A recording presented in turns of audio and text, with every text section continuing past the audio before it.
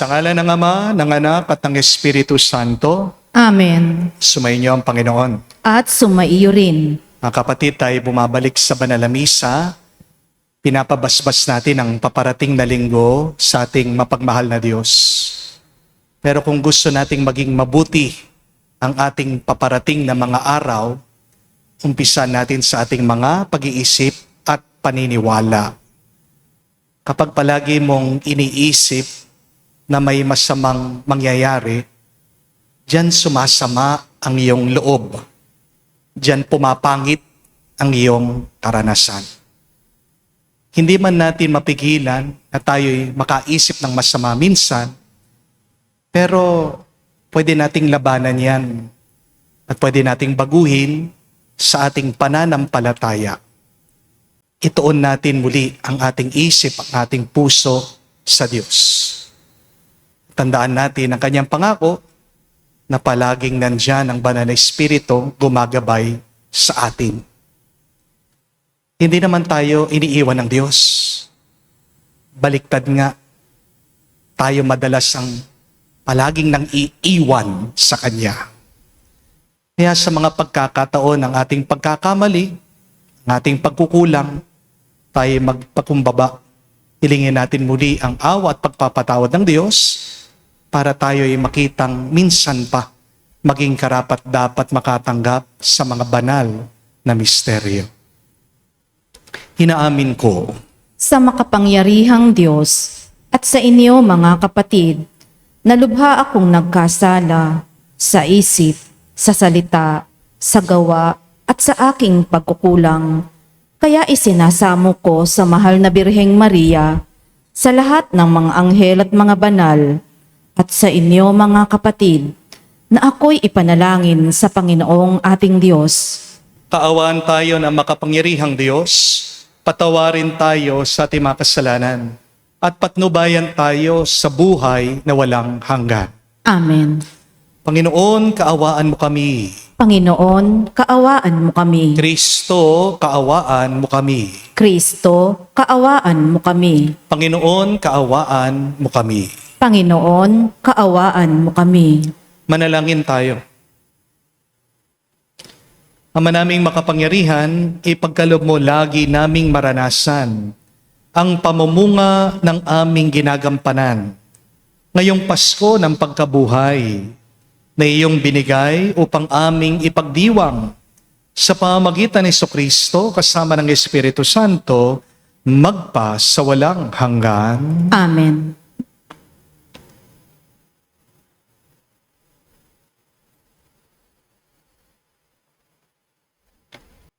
Pagbasa mula sa mga gawa ng mga apostol. Mula sa Troas, tuloy-tuloy kaming naglayag patungong Samotracia at kinabukas sa Neapolis.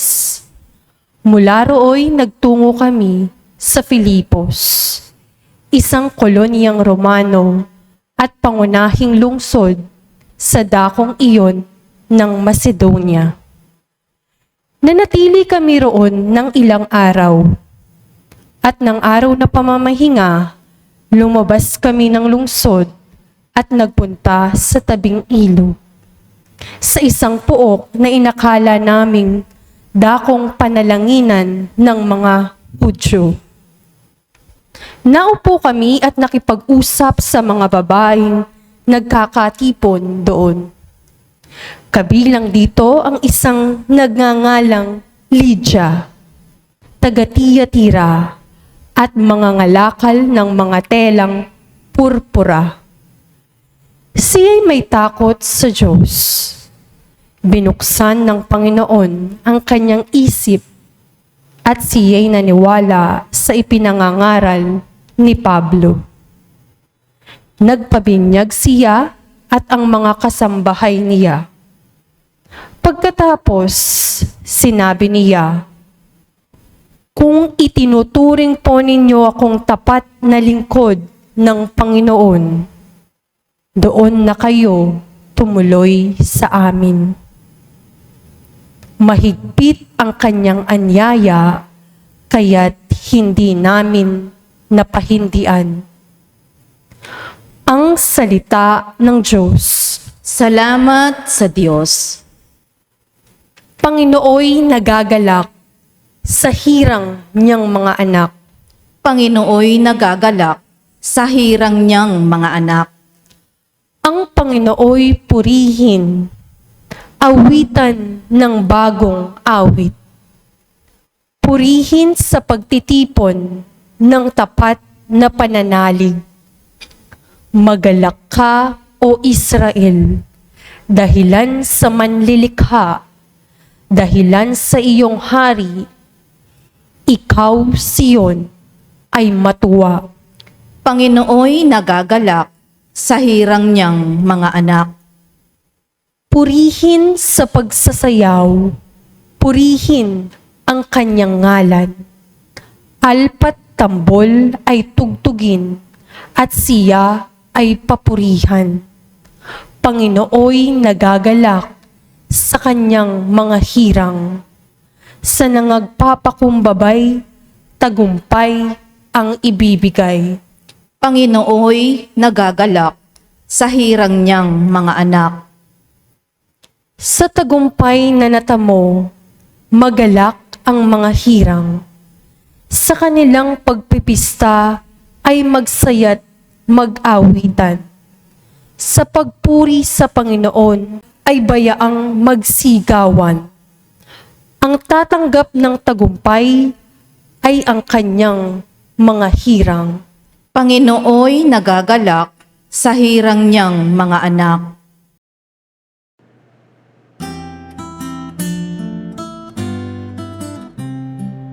Alleluia, alleluia, alleluia, alleluia, alleluia, alleluia, alleluia, alleluia, alleluia, alleluia, alleluia, alleluia. Kayo at ang Espiritu ang siyang magpapatotoo tungkol sa aral ni Kristo. Aleluya, aleluya. Sumainyo ang Panginoon. At sumaiyo rin. Ang mabuting balita ng Panginoon ayon kay San Juan. Papuri sa iyo, Panginoon. Nung panong yun, sinabi ni Jesus sa kanyang mga alagad, ngunit ang patnubay, ang espiritu ng katotohanan, ay magpaparito mula sa Ama. Susuguin ko siya sa inyo buhat sa Ama, at siya ang magpapatotoo tungkol sa akin. At magpapatotoo rin kayo tungkol sa akin, sapagkat sa pasimula pa'y kasama ko na kayo. Sinabi ko ito sa inyo upang huwag kayong mawala ng pananalig sa akin. Palalayasin nila kayo sa mga sinagoga. Darating ang panahon ng sino mang pumatay sa inyo ay mag-aakalang naglilingkod siya sa Diyos. At gagawin nila ito sapagkat hindi nila po nakikilala ni ang Ama. Ito'y sinasabi ko sa inyo upang pagdating ng oras na gawin nila, maalaala ninyong pinagpauna ko na ito sa inyo. Mga kapatid, ang mabuting balita ng ating Panginoon. Pinupuri ka namin, Panginoong Heso Kristo. Magandang araw po muli sa inyong lahat. Welcome po sa ating banal na misa. May nabasa po akong kasabihan. It says that negative thinking is just a cloud that blocks your light. Ang ganda po, no? At totoo naman po ito Kapag puro negatibo ang laman ng isip mo, dumidilim ang tingin mo sa buhay. Amen? Kapag negatibo ang pag-iisip mo, problema palagi ang nakikita mo. At nagiging bulag ka sa mga pagpapala ng Diyos sa iyo. Amen? Minsan nga, hindi pa dumarating ang problema. Gumagawa ka na nga ng problema. Pinapahirapan mo ang iyong sarili dahil sa iyong pag-iisip. Amen? Pero baka hindi po natin alam ito. May uri po ng negative thinking na may silbi rin. Hindi naman po talaga masama ang pag-iisip ng masama. Hindi naman po nakakasama kung ang pag-iisip mo ng posibilidad ng masama ay ang layunin mo lang ay maghanda. Ito po ay tinatawag na mga pilosopo o Stoics na negative visualization. Isa po sa nagturo nito ay ang Roman Emperor, si Marcus Aurelius. At hindi ko po alam sa inyo kung kilala niyo siya. Si Marcus Aurelius po, isa sa pinakamahusay, pinakaminamahal na leader ng Roma noong unang panahon. Isa din po siyang pilosopo, nag-aral at sumulat po ng libro ang pamagat Meditations. Marami pong napanalong gera itong hari na ito at lalo pong umasenso ang Roma dahil po sa pamumuno niya. Ang tanong, ano po ang ginawa ng emperador si Marcus Aurelius? Bakit nagtagumpay siya? Bakit gumanda ang bansa niya? Ito po ay dahil sa pagpaplano niya. Ang kwento po kasi, bawat umaga, tagising pa lang po ni Marcus Aurelius, nagmumuni-muni na siya. Nagre-reflect na siya. Nagme-meditate na siya. At ang palagi daw pong iniisip niya, ito po ha, nakakabigla. Ano yung masamang pwedeng mangyari sa maghapon? Araw-araw daw po, bago niya simulan ang kanyang gagawin, iniisip niya yung mga posibleng pagsubok na dapat niyang harapin. May mantra pa nga daw po siya Parang meron siyang dasal, paulit-ulit niyang sinasabi, pinapaalala sa kanyang sarili. Ngayong araw, makakaranas ako ng problema, ng gera, at ng mga kontra. Pero hindi siya nagmumuni-muni, hindi niya iniisip ang mga masamang ito para takutin niya ang kanyang sarili. Iniisip niya ang mga negatibong bagay na ito para ihanda ang kanyang isip, ang kanyang puso. Kasi pagkatapos daw po niyang inisip yung worst case scenario, doon po mag-uumpisa naman siyang mag-isip, paano kaya ako magiging mas mahinahon? Paano ko kaya masusolusyonan kung mangyari itong masamang bagay na ito sa akin? Paano ko kaya itutuwid ang aking buhay kung magkakaroon ako ng suliranin? Ito po ang sikreto bakit naging matatag siyang leader. At dito po natin maiintindihan at mauunawaan ang turo ng ating Panginoong Hesukristo. Hindi po niya tinago sa kanyang mga alagad, sa kanyang mga disipulo, ang masakit na katotohanan na pwede nilang maranasan. Ang sabi niya, balikan niyo man po ang mabuting balita. They will expel you from the synagogues. And those who will kill you will think they are worshiping God. Mga kapatid, hindi tayo tinatakot ni Jesus. Dito sa kanyang mga salita, hinahanda lang niya tayo. Kaya sinabi din niya, I have told you this so that you may not fall away. Napakaganda po, no? Para bang sinasabi ni Jesus sa atin, mga anak, darating at darating ang hirap sa buhay nyo. Merong mga taong hindi makakaintindi sa inyo. Merong mga taong makakasakit sa inyo. Merong mga pintuang magsasara. Merong mga magpapaiyak sa inyo. Pero wag niyong iisipin na iniwan ko na kayo. Mga kapatid, maraming mga tao ang nawawalan po ng saya ngayon. Dahil kasi gusto nila isang buhay na walang problema. Gusto kasi natin, walang rejection, walang betrayal, walang sakit, walang paghihirap. Pero kapag dumating na ang mga bagay na ito, nadudurog agad tayo. Hindi po ba? Because people who expect nothing but comfort break easily. Kung wala kang ibang ninanais sa iyong buhay, o hindi puro madali, magaan, kapatid, mahina ka. Amen? Pero ang taong tanggap na bahagi ng ating buhay, ang hirap, ang pagsubok, ang mga suliranin, silang nagiging mas kalmado, sila ang matatag, sila ang malakas, at sila ang palaging nagpapasalamat. Hindi tayo tinuturuan ni Jesus na mabuhay sa ilusyon. Tinuturuan tayo ng ating Panginoon mabuhay sa katotohanan habang tayo nagtitiwala sa Diyos. Kaya ang tunay na masayang tao, hindi yung taong walang problema. Ang tunay na masayang tao ay yung taong handa ang kanyang puso sa anumang mangyari. Dahil alam niya, palagi niyang kasama ang Diyos. Amen? Isa lang naman po ang tao ang walang problema. Alam niyo kung sino? Yung mga patay. Di po ba? Kaya mag-ingat kayo ha. Kapag palagi yung pinagdarasal, Panginoon, sana wala akong problema. Ano talaga sinasabi mo? Gusto mo nang mamatay. Di po ba? Pero tanong ko po sa inyo, ano talagang gusto nyo? Mabuhay, mamatay? Ba't di kayo sumasagot? Patay na yata kayo. Ulit po, ano pong gusto nyo? Mabuhay, mamatay? Ay, salamat sa Diyos, buhay pa pala kayo. Mabuhay. At parte ng buhay, tanggapin mo na palaging may problema. Parte ng ating buhay na hindi naman lahat makukuha mo.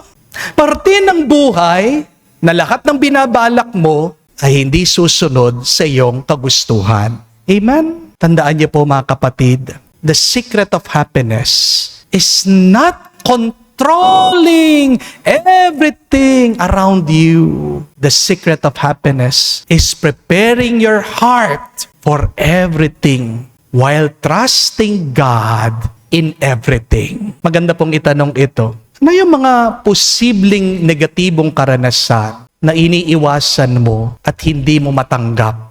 Kung magkautang ka man, mawalan ka ng pera, handa mong sarili mo sabihin mo, okay lang, because God provides. At least kahit na wala akong pera, buhay pa rin ako, malusog pa rin ako. Hindi po ba? Because health is wealth. Kayo pong tatanungin ko, anong mas gusto nyo? Yung may pera, pero may sakit kayo? O yung wala kayong pera, pero malusog kayo? Ano po? Ha? Yung pinakamaganda, may pera ka na, malusog ka pa. Amen? Oh, yung iba kasi sa inyo, okay lang po, Father, kahit wala po akong pera, basta't malusog ako. O ngayon, wala kang pera, malusog ka, nagrereklamo ka pa rin. Hindi po ba? Mas maganda pa rin, malusog ka, may pera ka. Amen? Pero kung wala kang pera, huwag ka malungkot. Kasi hindi naman ibig sabihin patay ka na kapag wala kang pera. Di po ba? At least buhay ka. Amen? Kung nambabae yung asawa mo, sabihin mo, okay lang. Asahan mo na yan. Kasa't isipin mo, gwapo yung asawa mo. Di po ba? Hindi naman magkakagustong ibang babae dyan kung pangit yan. Di po ba? Father, pangit talaga Bakit nagustuhan ng ibang babae? O isa pang good news, mapera yung asawa mo. Di ba? Hindi naman magugustuhan yan kung hindi nagbibigay ng pera. Father, wala din pera yan. Bakit nagugustuhan ng ibang babae? Third good news, mabait siguro. Hindi po ba? Amen. Okay lang, asahan mo. Pasensya na po ha. Meron talagang ibang babae dyan. Ang lalandi. Amen? Bato-bato sa langit ang tamaan. Pero okay lang. Kasi kahit na ng babae, yung asawa mo, nandyan pa rin naman ang Diyos. Mahal na mahal ka ng Diyos. Kahit na hiniwalayan ka ng asawa mo, pinagpalit ka ng asawa mo, okay lang. Basta't nandyan yung pamilya mo, minamahal ka, basta't meron ka mga tapat na kaibigan, hindi ka iniiwan, yun lang naman ang mahalaga. Di po ba? Kung man magkasakit ka, nakahiga ka sa bahay, di ka makatayo, hindi mo magawa yung gusto mong gawin. Okay lang, because God heals. At least, tingnan mo, may panahon ka para magpahinga. At least, may panahon ka, maghapon kang nanonood ng YouTube, ng Netflix. Wow, sarap buhay, di po ba? At meron kang oras at panahon para manalangin. Even your sickness can also be a blessing. Amen? Mas magandang isipin mo ang mga negatibong nangyayari ngayon sa iyong buhay. Hindi mo man kontrol, pero yan kontrol ng Diyos. Hindi mo man makontrol, pero pwedeng kontrolin ng iyong isip sa pamagitan ng pag-aalaala sa mga pangako ng Diyos. Huwag na huwag kang magpapaalipin sa iyong mga masama iniisip. You can control your mind. Do not allow your mind to control you. At kung hindi mo makontrol ang iyong isip, simple lang magdasal ka. Sabihin mo, take hold of me, Lord. Take hold of my mind. Hawakan niyo po ang aking isip. Gabayan niyo po ang aking pag-iisip. Kasulat po yan sa Biblia. Take captive of every thought and make it obedient to Christ. Hindi dapat ang yung negatibong pag-iisip ang hahawak sa'yo, ang sasakal sa'yo. Hawakan mo ang iyong naiisip, alay mo sa Diyos. Gagamitin yan ng Panginoon para basbasan ka. Amen? Opo, may posibilidad na may masamang mangyari, pero ang mabuting balita, maraming mabubuting bagay ang nangyayari pa rin sa ating buhay. Amen? At nagiging posible ang mga magandang bagay na ito dahil sa pag-ibig, dahil sa awa ng Diyos. Amen? Meron pong dumating dito sa parokya, nagpa-counseling po sa akin. Isang misis. Sabi po niya, Father, hindi ko po matanggap tong aking mister, niloko ako ng babae. Sa mismong best friend namin, kaibigan namin. Hindi ko po matanggap kasi pagkabuti-buti ko naman po sa kanya. Sinakripisyo ko po ang lahat. Pero bakit ganyan pa rin ang ginawa niya sa akin? Pinakikinggan ko lang po siya. Hinayaan ko po siyang umiyak. Pero nung kumalma na po siya, pinaalala ko sa kanya, expectation is the mother of all disappointments. Hindi dahil naging mabait ka, magiging mabait na rin ang iyong asawa sa iyo. Amen? Hindi dahil naging tapat ka, hindi ka nasasaktan ng iba. At hindi dahil mahal mo ang isang tao, hindi na siya magkakamali. Kailangan mong tanggapin, sabi ko po sa kanya, kailangan mong asahan ito. Habang buhay tayo, magkakasala tayo, ganyan ang asawa mo. Ang pinakasalan mo, hindi perpektong tao. Kasi hanggat hindi mo matanggap ito, lalo mo lang sasaktan ang iyong sarili. Expect the worst, but hope for the best. Dito po tumigil, umiyak yung misis. At gumaan po yung kanyang pakiramdam. Mga kapatid, ito pong ibig sabihin ng ating Panginoong Hesukristo. I have told you these negative things so that you may not fall away. Hindi po tayo hinahanda ni Jesus para mawalan tayo ng pag-asa. Hinahanda niya tayo para hindi tayo mawalan ng pananampalataya kapag dumating na ang mga sakit, kapag dumating na ang mga pagsubok, kapag dumating na ang mga mabibigat na problema. Kaya sa banal na misa pong ito, isipin natin ang mga masamang posibleng pwedeng mangyari sa ating buhay. Given yan, kasama yan. Magkakasakit ka, mawawalan ka ng pera, pagtataksilan ka ng iba, magiging mag-isa ka, mabibigo ka sa iyong ginagawa. Pero alalahanin natin ang mabuting balita. Sa gitna na mga pagsubok at problema ng ating buhay, kasama pa rin natin ang banal na Espiritu. Huwag kang mag-alala kapag meron kang problema. Huwag mong iiyakan ang iyong mga problema. Kasi isa lang problema ang dapat mong alalahanin. Yung problemang walang solusyon. Remember this, the only true problem is the problem that has no answer. The problem that has no solution. Kapag hindi mo masagot yung problema, hindi mo problema yan. Problema na yan ng Diyos. Amen? Because the impossible is the realm of God. Hindi mo kayang imposible. Pero ang Diyos, kaya niya lahat ng imposible. Amen? Kasi habang kasama natin ang Diyos, palaging may sagot, palaging may daan, palaging may grasya. Amen? Opo, mag-isip ka ng masama, maghanda ka, pero samahan mo ng malalim at matibay na pananampalataya. Dito mo mararanasan ang iyong lungkot, magiging tuwa, ang iyong pag-aalala, magiging kapayapaan. At magkakaroon ka ng panibagong lakas, panibagong buhay, hindi lang ngayon, hanggang sa magpa sa walang hanggan. Amen. Tumayo po tayo, alay po natin sa Diyos ang ating mga dasal at panalangin. Maraming nagpapatotoo sa kanilang pananampalataya sa pamamagitan ng kanilang buhay. Dahil sa kanilang halimbawang nagdudulot ng inspirasyon sa atin, tumawag tayo sa Diyos, ang ating Ama, at sabihin natin sa Kanya, Panginoon, dinggin mo kami. Panginoon, dinggin mo kami. Ang mga pinuno ng simbahan, naway walang patid na magsikap sa paghahatid ng mensahe ng Diyos ng pagsisisi sa kasalanan sa mga taong may pusong tapat na naghahanap sa Diyos Manalangin tayo sa Panginoon. Panginoon, dinggin mo kami. Ang mga politiko at mga taong tinitingala sa larangan ng politika naway maging mga kasangkapan ng katotohanan ni Kristo sa pamamagitan ng marangal nilang pamumuhay. Manalangin tayo sa Panginoon. Panginoon, dinggin mo kami.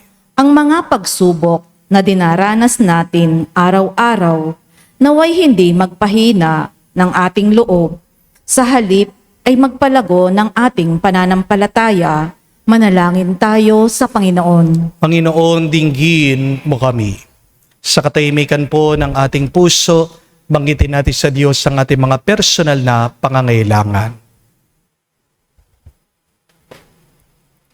Ama, pagkalooban mo kami ng karunungan at katatagan sa pamagitan ng Banal na Espiritu upang kami ay maging malakas at matapat na saksi ng iyong pag-ibig sa bawat yugto ng aming buhay. Hinihiling namin ito sa pamagitan ni Kristo, aming Panginoon. Amen.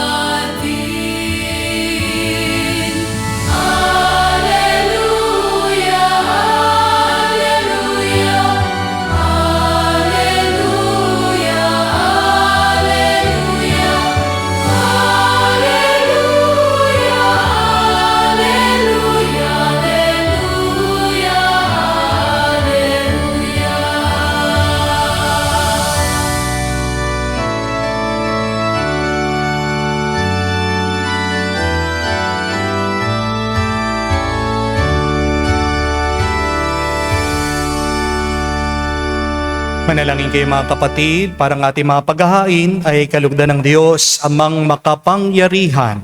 Tanggapin nawa ng Panginoon itong paghahain sa iyong mga kamay, sa kapurihan niya at karangalan, sa ating kapakinabangan, at sa buong sambayanan niyang banal. Ama naming lumikha, tanggapin mo ang mga alay ng iyong sambayanang natutuwa. Ang pagkabuhay ng iyong anak na niloob mong aming katuwa ngayon, ay papagbaguhin mo ng galak na mananatili sa amin habang panahon. Sa pamagitan niya kasama ng Espiritu Santo, magpa sa walang hanggan. Amen. Sumainyo ang Panginoon. At sumaiyo rin. Itaas sa Diyos sa inyong mga puso at diwa. Itinaas na namin sa Panginoon. Pasalamatan natin ang Panginoong ating Diyos. Marapat na siya ay pasalamatan. Ama naming makapangyarihan, tunay nga marapat ikaw ang aming pasalamatan. Ngayong pinagdiriwang ang paghahain ng Mesiyas, ang maamong tupa na tumubos sa aming lahat. Siya'y talagang maasahan. At ang katapatan niya sa pananagutan ay siyang bumago sa dating pamumuhay. Sa sangkatauhang namihasa sa pagkasalawahan, ang dangal ng tao ay ganap tinampok upang mamana namin ang pakikipagkapatid kay Jesus. Kaya kaisa na mga anghel nagsisiawit ng papuri sa iyo, nang walang humpay sa kalangitan kami nagbubunyi sa iyong kadakilaan.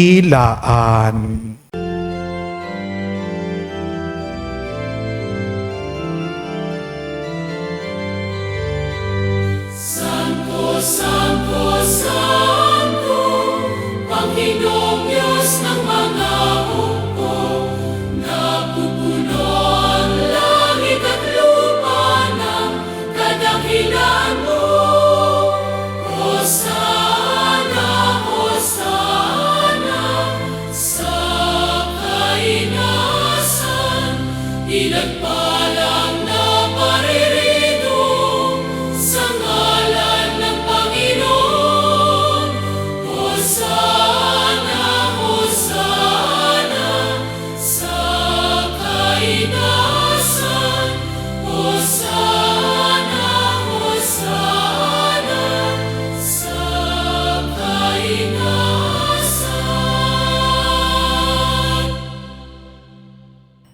Ama naming banal, ikaw ang bukal ng tanang kabanalan.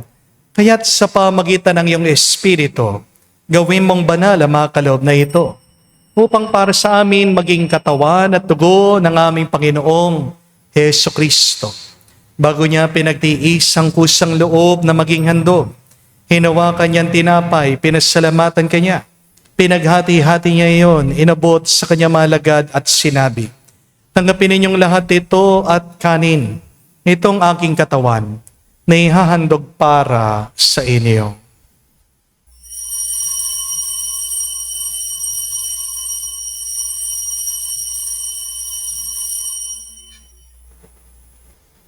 Ngayon din naman na matapos ang hapunan, hinawakan niyang kalis. Muli kanyang pinasalamatan. Nabot niya ang kalis sa kanyang malagad at sinabi, "Tanggapin ninyong lahat ito at inumin. Ito ang kalis ng aking dugo, ng bago at walang hanggang tipan. Ang aking dugo na ibubuhos para sa inyo at para sa lahat, sa ipagpapatawad ng mga kasalanan. Gawin ninyo ito sa pag-alaala sa akin."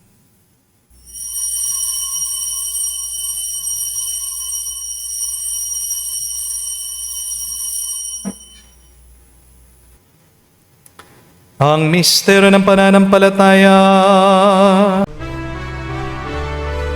Aming ipinahayag na namatay ang iyong anak, nabuhay bilang Mesiyas at magbabalik sa wakas para mahayag sa lahat. Ama, ginagawa namin ngayon ang pag-alaala sa pagkamatay, muling pagkabuhay ng iyong anak. Kaya tinialay namin sa iyong tinapay, nagbibigay buhay, at ang kalis na nagkakaloob ng kaligtasan. Kami nagpapasalamat dahil kami iyong minarapat na tumayo sa harap mo para maglingkod sa iyo. Sinasama namin kami magsalo-salo sa katawan at dugo ni Kristo ay mabuklod sa pagkakaisa sa pamagitan ng Espiritu Santo. Amalingapin mong iyong simbahan, laganap sa buong daigdig. Puspusin mo kami sa pag-ibig. Kaisa ni Leon ang aming Santo Papa, si Florentino aming Arsobispo at ng Tanang Kaparian. Alalahanin mo rin ang aming mga kapatid na nahimlay. May pag-asang sila'y muling mabubuhay. Gayon din naman lahat ng mga pumanaw. Kawan mo't sila't patuloyin sa iyong kaliwanagan. Kawan mo't pagindapatin kaming lahat, makasalo sa iyong buhay na walang wakas. Kaisa na mahal na Birhen Maria, Ina ng Diyos. Kaisa ni San Jose, ang kanyang maluwalhating esposo. Kaisa ng mga apostol at lahat ng mga banal na namuhay dito sa daigdig na kalugod-lugod sa iyo. May pagdiwang nawa namin ang pagpupuri sa ikararangal mo sa pamagitan ng iyong anak, aming Panginoong Heso Kristo. Sa pamamagitan ni Kristo, kasama niya at sa Kanya, ang lahat ng parangal at papuri ay sa iyo, Diyos Ama, makapangyarihan, kasama ng Espiritu Santo, magpasawalang hanggan. Amen, Amen, Amen, Amen, Amen, Amen. Sa nakagaling na utos sa turo ni Jesus sa Panginoon natin at Diyos, ipahayag natin ang lakas, loob.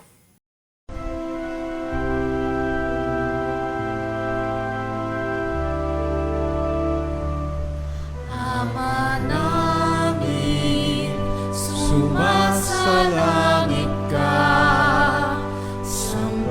sambahin ang ngalan mo, mapasa amin ang kaharian mo, sundin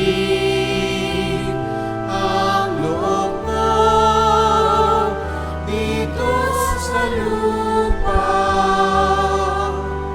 para nang sa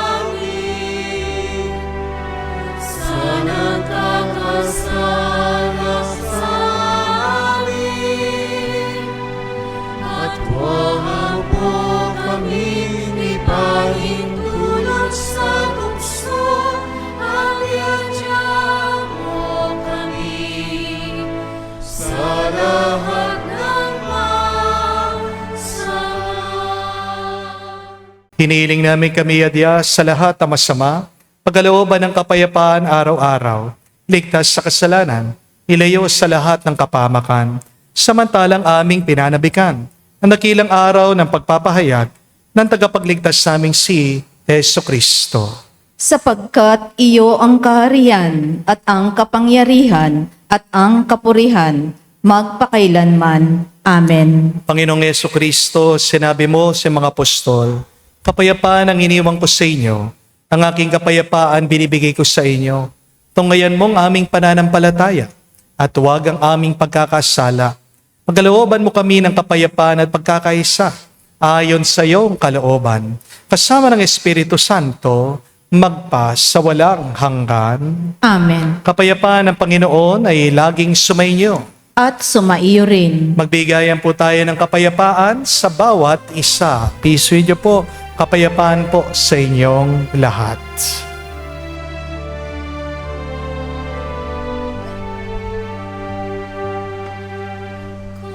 Kordero ng Diyos na nag-aalis ng mga kasalanan ng sanlibutan, maawa ka sa amin.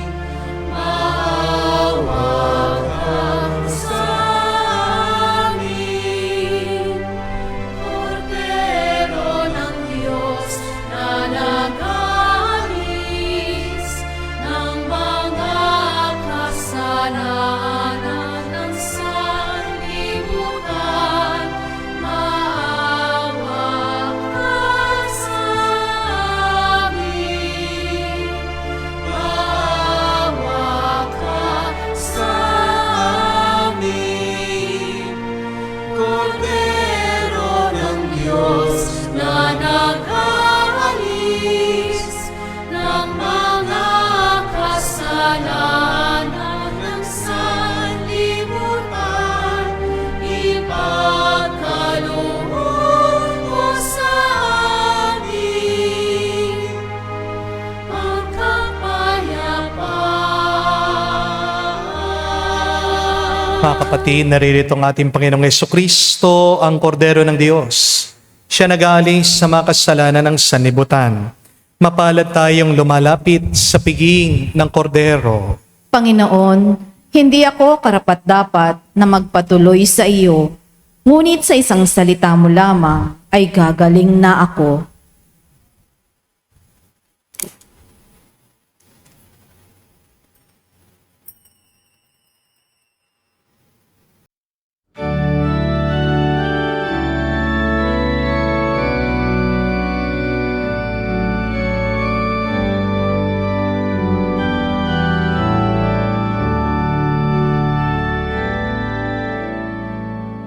Ubicai sa Cesar.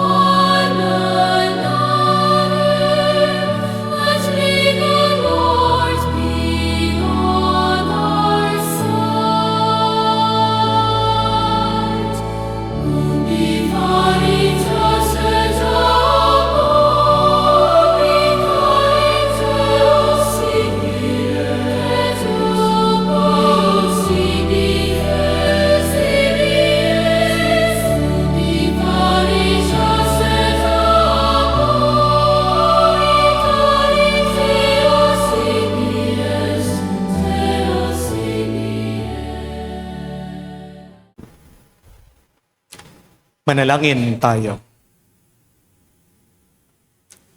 Ama namin mapagmahal, tunghayan mo at lingapin ang iyong sambayanan na minarapat mong makinabang sa piging ng magpakailanman. Pagkaloob mong kami malwalahating makarating sa pagkabuhay ng magtatampok sa amin sa iyong piling. Sa pamagitan ni Jesucristo kasama ng Espiritu Santo, magpa sa walang hanggan. Amen. Aminin niyo po, marami sa inyo, expert negative thinkers. Di po ba? Lalong-lalo na yung mga matatanda sa inyo. Palagi may iniisip, inaalala, masamang mangyayari. Hindi lang umuwi, di pa nakakauwi ng gabi yung anak nung iisip, ay, baka na-aksidente na. Di po ba? No? May sakit. Niisip, mamamatay na ako.